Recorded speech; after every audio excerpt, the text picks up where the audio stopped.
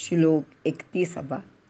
क्षिप्रं भवति धर्मात्मा शश्वच्छान्तिं निगच्छति कौन्तेय प्रतिजानीहि न मे भक्तः प्रणश्यति. अर्थ, वरच्या श्लोकाचे अनुषंगाने भगवान सांगत आहेत की असा भक्ती करायला लागलेला तो भक्त लवकरच पुण्यात्मा होतो व नित्य शांतीला सुद्धा प्राप्त होतो. हे कौंतेय अर्जुना, माझा भक्त कधीही नाश पावत नाही, हे तू निश्चितपणे लक्षात ठेव. विवरण: भक्ती मार्गाला लागलेला लवकरच धर्मात्मा होतो. मागील श्लोकात सांगितले आहे की जो कोणी पापी परमेश्वराची भक्ती करीत असेल त्याला सज्जन सुद्धा म्हणावे.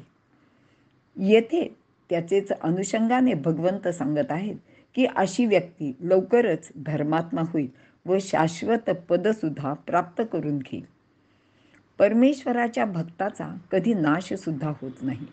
परमेश्वराचा भक्त कधी नाश पावत नाही म्हणजे त्याला मृत्यू येत नाही असे मात्र नसते, तर त्याने सुरू केलेली भक्ती नाश पावत नाही. 6व्या अध्यायात सांगितल्याप्रमाणे हा भक्तीचा संस्कार त्याचे पुढील जन्मी जसाच्या तसा त्याला प्राप्त होतो व तो पुढील जन्मी सुद्धा भक्ती करू लागतो.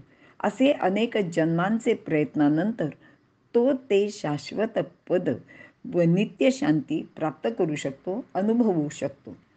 कारण एकदा परमात्म्याची भक्ती करायला लागले तर त्याच्या हातून पापकर्म घडत नाही आणि त्यामुळेच वाईट कर्मफले वाट्याला येत नाहीत. तसेच भक्ती करणारा भक्त मागील पूर्वकर्मानुसार येणारे किंवा प्राप्त होणारे देहाचे भोग भोगताना दुःखी कष्टीसुद्धा होत नाही. पूर्व पापकर्म भोगून संपले व हातून नव्याने पापकर्म घडले नाही की मग तो निश्चितपणेच धर्मात्माच होतो. धर्मात्मा म्हणजे अंतर्बाह्य सुजनत्व, तो सज्जनच असतो. वरील श्लोकात भगवंताने क्षिप्रम म्हणजे लवकर असे सांगितलं आहे. लवकर व तत्काळ या शब्दातील अंतर आपण सर्वांनी लक्षात घ्यायला हवे. लवकर हा शब्द सापेक्ष आहे, म्हणून ज्या दुराचारी लोकांना भक्ती मार्गाला यावायचे असेल त्यांनी असे समजू नये की मी आज आता भक्ती करायला सुरुवात केली तर मग लगेच मी धर्मात्मा होऊन जाईल, मोक्षप्राप्तीसुद्धा होईल.